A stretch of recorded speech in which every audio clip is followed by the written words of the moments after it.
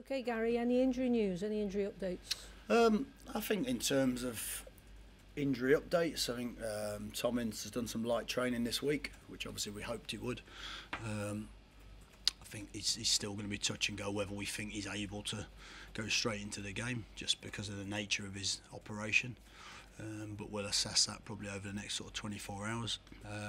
Sam Klukas has come through the game, Checker-Trade game, really well. So again, I think he's another step closer to being able to effectively start the game, whether we choose to do that or not. I think everyone else is back fit. I'm just trying to think of, without insulting anyone, that's Mamadou fit? Mamadou's fit, yeah, Mam's fit. So yeah, I think everybody's fit and ready to go. In fact, it's probably probably the most players we've had training towards the back end of the week. I think the international break's actually been quite a decent one because Bennett didn't travel. James McLean wasn't available for the second game, so came back a bit earlier. I think Sido travelled back early. So I think we've only really had the two Welsh lads, Kuko and Peter. And Peter's always the one that's a difficult one because he tends to fly back late on the Thursday night.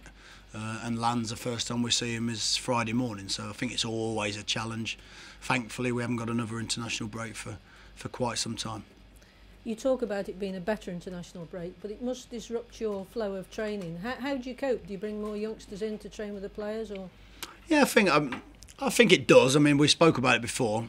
I think the reality is, most championship sides would have 2 or 3 maximum players away, so they can do as much or as little as work as they want. I mean, most clubs will still use it to give the players a little bit of a breather, but they'll get some good work in. The reality for us is that, unfortunately, we have 9 or 10 away, so it actually is quite a disruptive period of time. But this one's probably been the least disruptive out of all of them, and that's exactly what you do. You bring up the under 23 players, the ones that have done so well, the ones that have really been pushing for involvement in the first team, and I think their performances have probably warranted some involvement. I think Tom's obviously your obvious one that's come in and done really well. I think Lass has been training with us, and certainly in the under 23s, his performances have really looked back to where they were towards the end of last season. I think Tyrese always gives you that issue that he scores goals, and if we continue to not score goals, then of course there has to be a point where we have to look at him and give him an opportunity. It's sometimes difficult when you've got quite a big squad to do that, because it means telling 2 or 3 of the first team players that you no longer really see them as the option. But they've trained with us. We've had sort of 4, 5, 6 under 23 players training with us, and that's what you try to do. You use it as an opportunity for them to show you what they're about. So moving forward, we've got two home games this week. We've got through a sticky period of tough away fixtures. You're obviously looking forward to maximise hopefully 6 points this week. But everybody's talking about we don't score enough goals. How are you going to remedy that? It's not that easy, is it?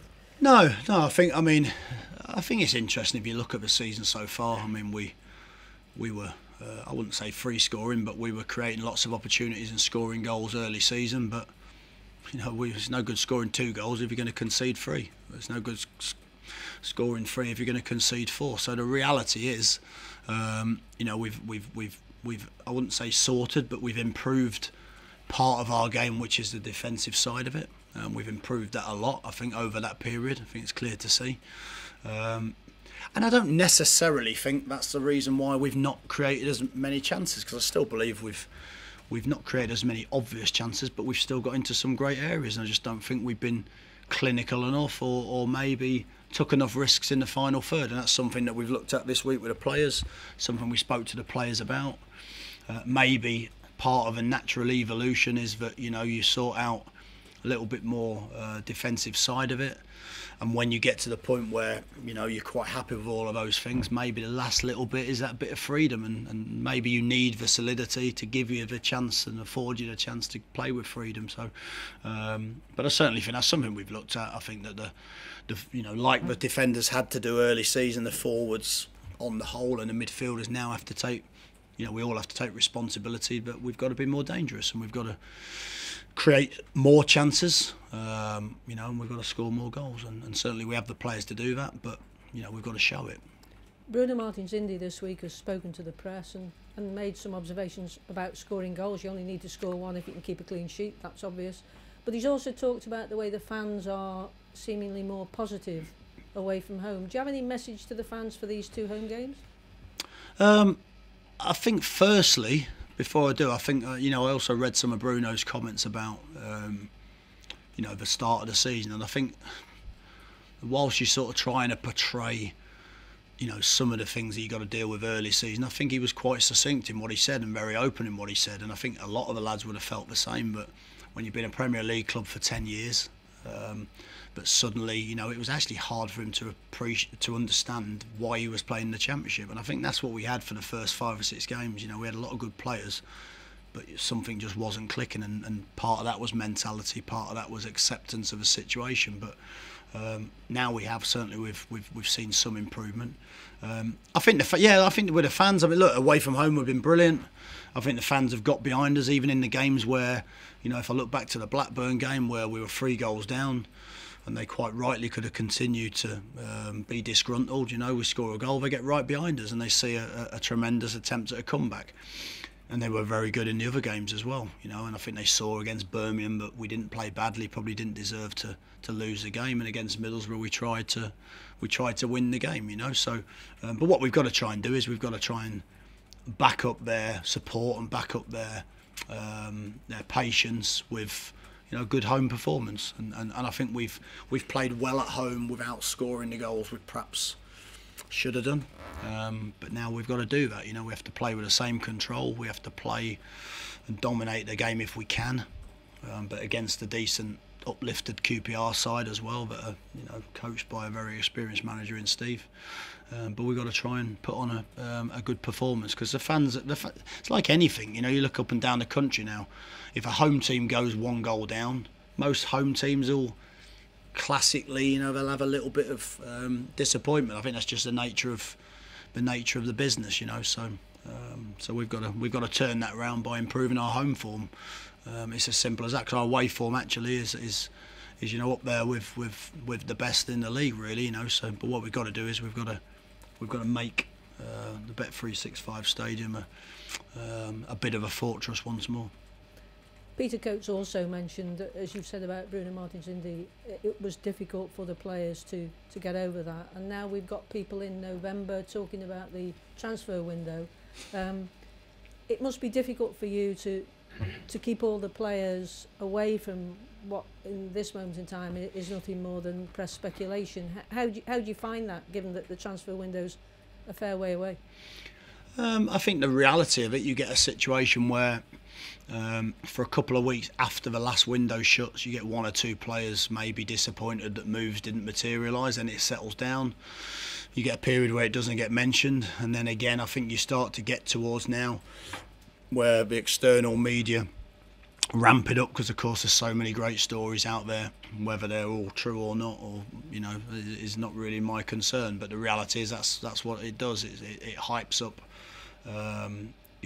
some of the things that could happen. So I think the players are always aware of it. They don't speak too much about it, if I'm being honest. What you might get around this time 1 or 2 or 3 or 4 getting a little bit edgy, because maybe they feel like they need to play more regular football. So what you hope happens is you hope that players put performances in, because they know that we need to do our jobs. We need to do as a manager, you're always judged on results. I'm aware of that. I'm happy with that. I'm comfortable with that. But as players, you're also judged on your performance. And if you don't perform, then the reality is there's always players out there that managers will look at to try and strengthen your teams. And there's always players that will know they need to play more regular football. So never an ideal time for a manager, but it's an interesting time nonetheless. And it's not too hard to maintain a little bit of balance in the camp, because I think the players talk about it, but I don't think it affects them too much, if I'm being honest. And the last one from me, you're obviously aware that there's a local derby going to take place at the beginning of December. I'm expecting the amount of people trying to get into that team for that game will be quite intense now.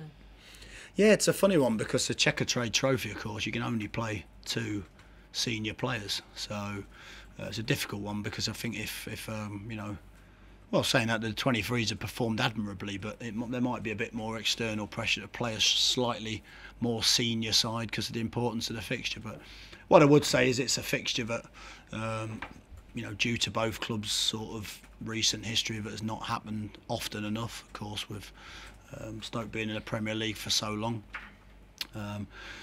But I remember a time, and I think I was at Derby at the time, or it might even have been Cambridge, where both teams were in the Championship. Both teams were, some classic encounters, and I expect it to be a really good game with a lot of edge. Certainly told Kev that, whilst winning is not the most important thing for an under-23 game, if you're playing Port Vale, unfortunately, it becomes the most important thing. So I hope it captures a fan's imagination.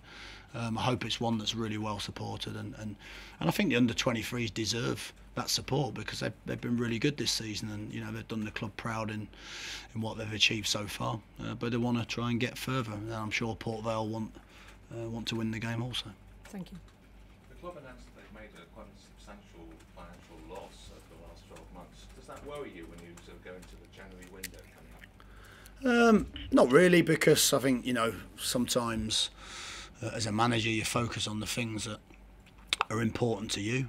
We strengthened quite heavily financially in the last window, although of course we players went out, and I'm not sure the net spend was massive, but ultimately we've been backed heavily by the owners in a Championship campaign.